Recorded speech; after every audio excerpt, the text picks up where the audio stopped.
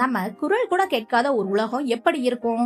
இது ஒரு இமேஜினேஷன் மட்டுமல்ல, சயின்ஸ் ரீதியா பார்த்தா நம்ம வாழ்க்கையை முழுக்க மாற்றிடும். சவுண்ட் ஒரு வைப்ரேஷன். அது டிராவல் ஆக ஏர், வாட்டர், சாலிட் தேவை. ஸ்பேஸ்ல ஏன் சவுண்ட் இல்ல? காரணம் ஏர் இல்ல.